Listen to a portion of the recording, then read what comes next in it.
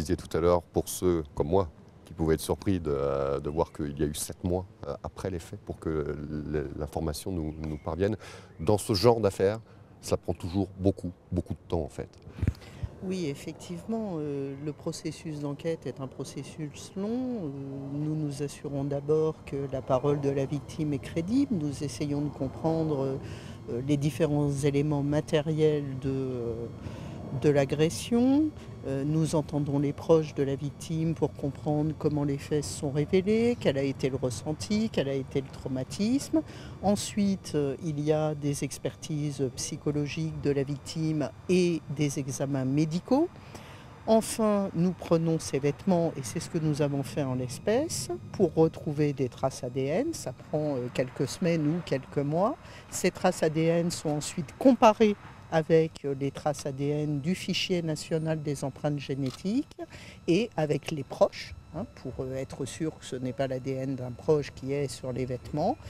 Et enfin, nous arrivons 5-6 mois effectivement plus tard, puisque les comparaisons avec le fichier national ne se font pas du jour au lendemain, mais prennent pas mal de temps. Et du coup, la décision d'un prélèvement massif comme celui qui va être effectué à partir de lundi, c'est l'ultime recours. Tout à fait, puisque nous avons finalement deux solutions.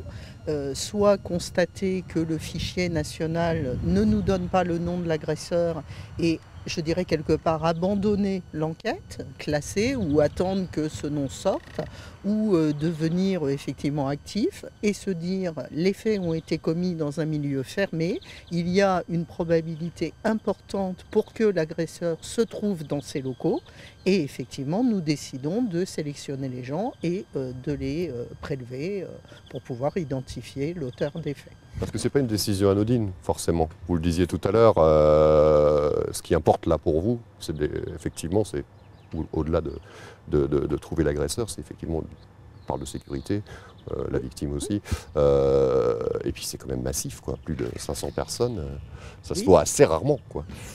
Ça se voit rarement, peut-être qu'avec la généralisation des prélèvements ADN, ça se verra davantage, parce qu'on imagine mal un procureur qui dispose d'un prélèvement ADN ne pas mettre tout en œuvre pour trouver l'auteur, puisque c'est quand même une signature, la trace ADN.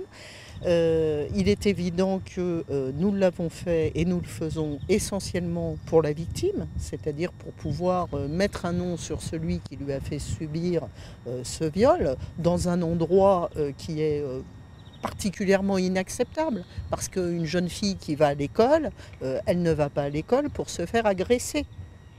Donc ce sont des faits inacceptables, ce sont des faits qui sont traumatisants pour elle, pour l'ensemble de la communauté scolaire, et nous ne pouvons pas courir le risque que de tels faits se reproduisent dans les semaines qui viennent, ou même l'année prochaine, et que nous n'ayons que nos yeux pour constater que finalement nous avions un ADN et qu'on aurait pu faire quelque chose avec cet ADN.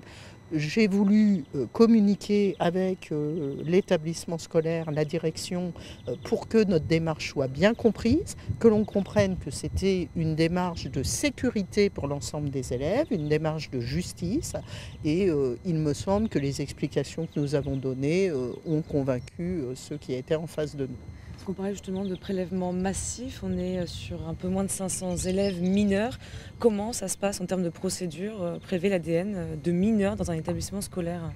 Alors bien évidemment, le prélèvement des mineurs ne peut se faire qu'avec le consentement des parents.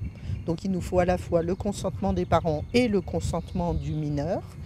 Le prélèvement se fait au moyen d'un bâtonnet en mousse que l'on glisse sous la langue puis à l'intérieur des joues.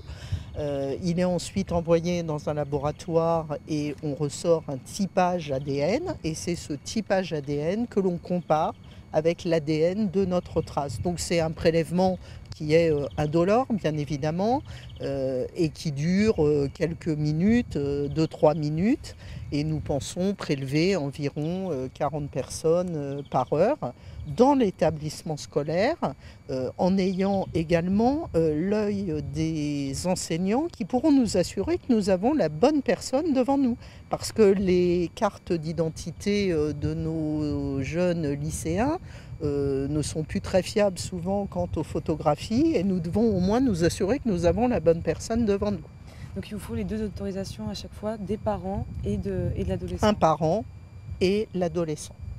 D'accord.